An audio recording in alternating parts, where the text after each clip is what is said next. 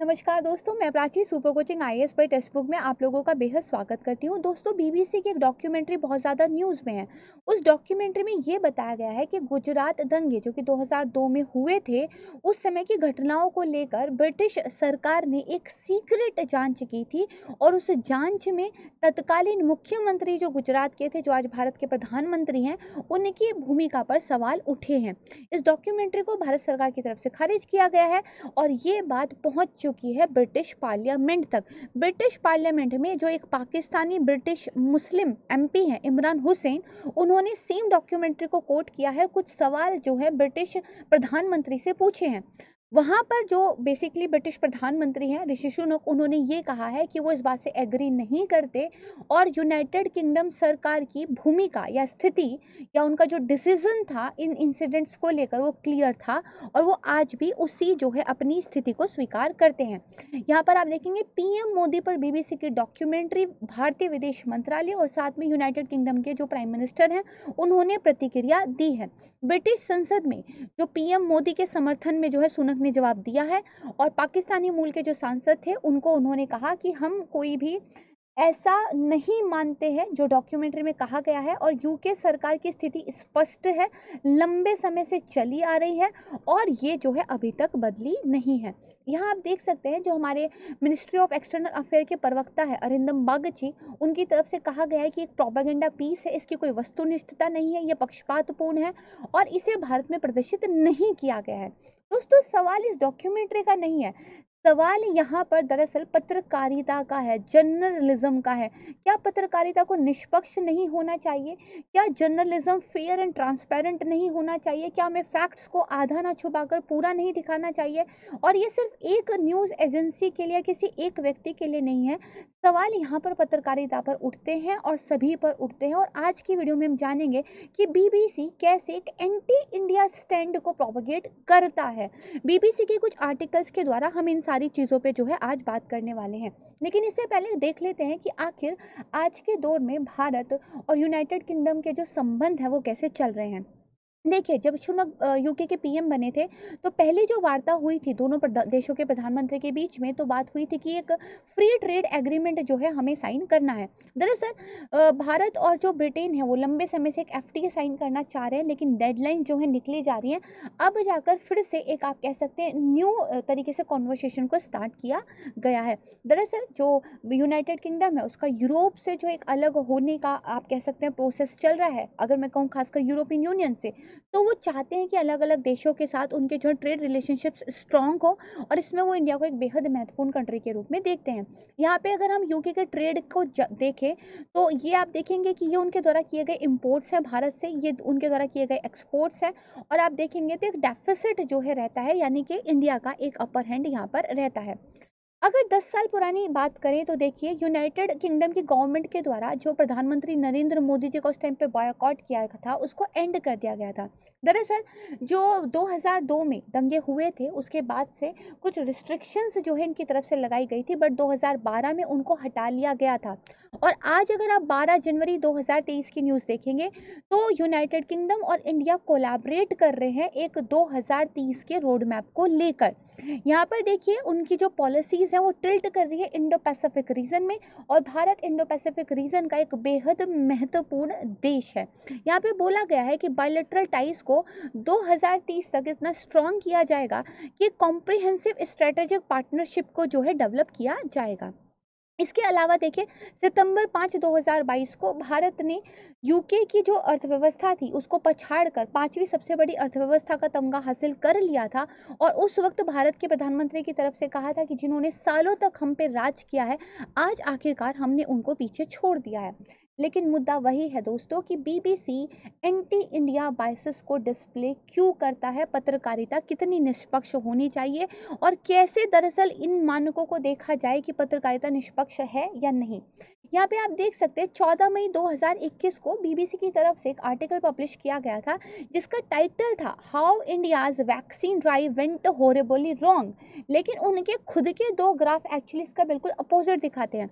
आप देखेंगे तो उन्होंने दिखाया हुआ था number of people vaccinated with a single dose, India दूसरे नंबर पे था, और number of people fully vaccinated तो भी अगेन इंडिया दूसरे नंबर पे था। ये उनका 13 मई का अपना खुद का दिखाया हुआ ग्राफ है, लेकिन सेम आर्टिकल में वो कहते हैं कि how India vaccine drive went horribly wrong. तो बेसिकली हम क्यों तथ्यों के सही होने के बावजूद उनको तोड़ मरोड़ कर दिखाते हैं। आइए उनके द्वारा कुछ आर्टिकल्स पे चर्चा करते हैं जो उन्होंने करीब 15-16 से लेकर 22 तक लिखे हैं। ये आप देख पाएंगे 7 अगस्त 2022 का आर्टिकल है। विनीत खरे जो कि बीबीसी के संवाददाता है, उन्होंने लिखा है हिंदू राष्ट्र कैसे तैयार हो रहे हैं हिंदुत्व के सिपाही। इसके बाद 10 मार्च 2022 का एक आर्टिकल देखिए, Yogi Adityanath the Hindu hardliner in India who scripted elections history.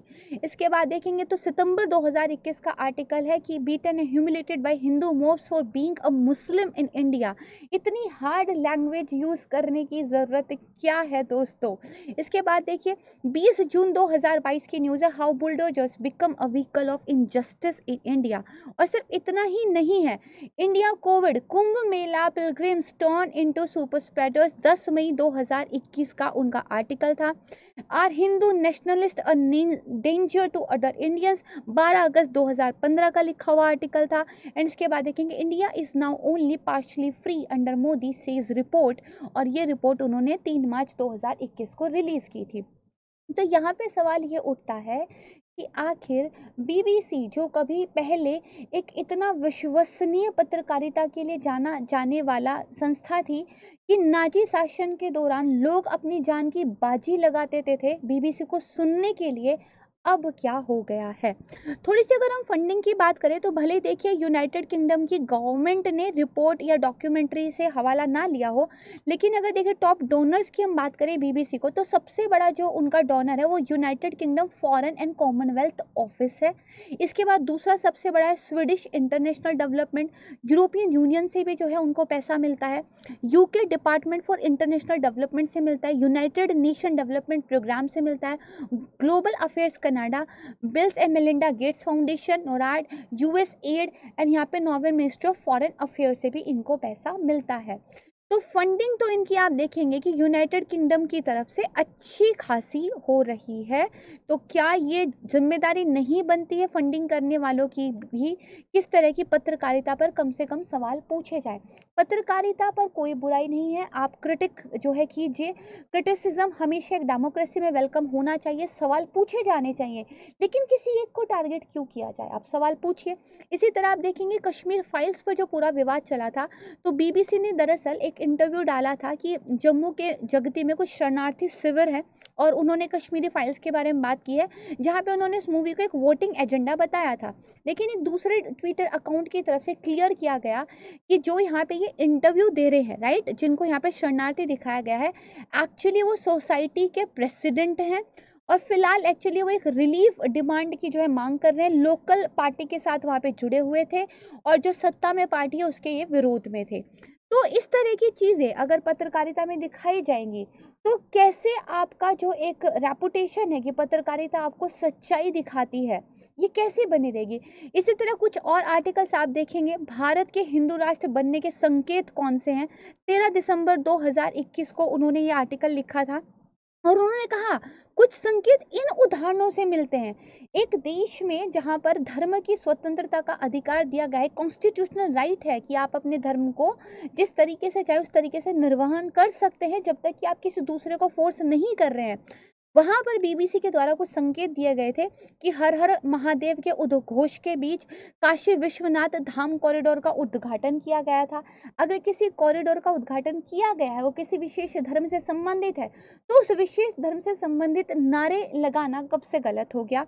गेरुआ भेष में एक साधु की तरह उन्होंने गंगा जल में डुबकी लगाई और इसके अलावा उन्होंने पवित्र नदी का आभार जताया। आपने बिल्कुल सही रिपोर्टिंग की है, लेकिन आप क्यों कहते हैं कि ये संकेत हैं भारत के हिंदू राष्ट्र बनने के। भारत की संस्कृति इतनी समावेशी रही है कि हमेशा से हमने अपने रीति रिवाजों को अपनाया है, लेकिन हमने दूसरों के रीति रिवाजों को भी अपनाया है। और अब बात आती है, क्या बीबीसी की इस पत्रकारिता को देखकर कोई और सवाल खड़े कर रहा है? तो सवाल खड़े हो रहे हैं। यहाँ पर आप देखेंगे अक्टूबर 29 2022 की एक न्यूज़ थी, बीबीसी एंटी हिंदू और anti India biases must and. ये दरअसल लंदन के अंदर मैसिव प्रोटेस्ट हुए थे, ठीक है, वहां पर इस बात को लेकर मैसिव प्रोटेस्ट हुए थे कि इस तरह का जो प्रोपेगेंडा है उसको आप बंद कीजिए। इसके अलावा याहू न्यूज की तरफ से एक बार ये रिपोर्ट आई थी 3 फरवरी 2020 की, why don't people trust the BBC as much any more. मैंने आपको बताया 2011 तक भी जो है लोग बहुत ज़्यादा ट्रस्ट करते थे बीबीसी को। नाजी का जब दौर था, एक अनफॉर्चुनेट हिस्ट्री का हमने टाइम देखा है, लोगों ने जान गंवाई है अपनी बीबीसी की न्यूज़ सुनने के लिए। फिर ऐसा दरअसल क्या हो गया, सवाल यहाँ उठता है। इसके अलावा आप देखेंगे द गार्जियन की तरफ से भी एक आर्टिकल आया था और जिसमें बेसिकली उन्होंने ये बताया था, is BBC news broken and if so how do we fix it. और यहाँ पे जो उनका एक न्यूज़ रूम है बीबीसी ब्रॉडकास्टिंग हाउस का लंदन में, उसकी फोटोग्राफ को दिखाया गया। तो सवाल तो उठ रहे हैं दोस्तों, और सिर्फ हम ही नहीं उठा रहे, सवाल बाकी भी उठा रहे हैं। अब बात करते हैं कुछ डाटा की जो दिखाता है कि बीबीसी ने दरअसल कैसा सफ़र तय किया है। यहाँ पे आप देखेंगे ये एक क्वेश्चन पूछा गया था कि जितने भी न्यूज़ सोर्सेस हैं, ब्रॉडकास्टर है, रेडियो, न्यूज़पेपर, मैगजीन, वेबसाइट, उसमें से किस सोर्स को आप सबसे ज़्यादा ट्रस्ट करते हैं। ओपन एंडेड क्वेश्चन ये पूछा गया था नवंबर 2011 में। तो आप देखेंगे 59% मेजोरिटी के साथ लोगों ने कहा था कि वो बीबीसी को ट्रस्ट करते हैं। लेकिन अब ये डाटा उल्टा होता जा रहा है। तो सवाल सिर्फ हमें ही नहीं पूछने चाहिए, न्यूज़ एजेंसीज को, न्यूज़पेपर्स को भी पूछने चाहिए कि आखिर पत्रकारिता किस दौर की ओर जा रही है। और अगेन मैं फिर से कहना चाहूँगी, किसी एक के लिए नहीं है, जितनी भी पत्रकारिता जिस भी एजेंडे को प्रोपेगेट कर रही है, चाहे वो इस तरफ है या फिर उस तरफ है, दोनों को ही सोचने की ज़रूरत है। इसी के साथ ही दोस्तों मैं आपको बताना चाहूँगी कि आप 12th मंथ की कोचिंग यूपीएससी सीएससी के लिए हमारे सुपर कोचिंग के प्लेटफॉर्म पे ज्वाइन कर सकते हैं।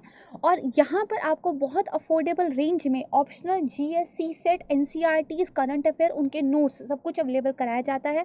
फीस आपकी लगभग 40,000 है, लेकिन अगर आप मेरा कोड प्राची सी यूज़ करते हैं तो ये आपको सिर्फ पड़ती है 30,000 की। आप चाहें तो हमारी वेबसाइट पर जाकर इंक्वायरी कर सकते हैं, कोर्सेज को एक्सप्लोर कर सकते हैं। जो रिनाउंड सुपर टीचर्स हैं इंडिया के, उनके द्वारा यहाँ पे पढ़ाया जाता है। इसी के साथ मैं आपको बताना चाहती हूँ, यदि आप मेरा न्यूज़ एनालिसिस डिटेल में सुनना चाहते हैं तो द हिंदू न्यूज़ एनालिसिस मेरा सुबह को आता है 7:30 से लेकर 8:30 बजे तक। ये एक डेली लाइव क्लास होती है जहाँ पे हम सभी मुद्दों पर डिटेल में डिस्कशन करते हैं। मुझे उम्मीद है कि आपको ये वीडियो पसंद आई होगी। प्लीज़ जो है वीडियो को लेकर अगर आपके कुछ विचार हैं तो शांतिपूर्ण तरीके से प्रस्तुत कीजिएगा, क्योंकि एक डेमोक्रेसी में विचारों को व्यक्त करने की आज़ादी है, लेकिन मर्यादा का ध्यान रखना चाहिए। नमस्कार, धन्यवाद।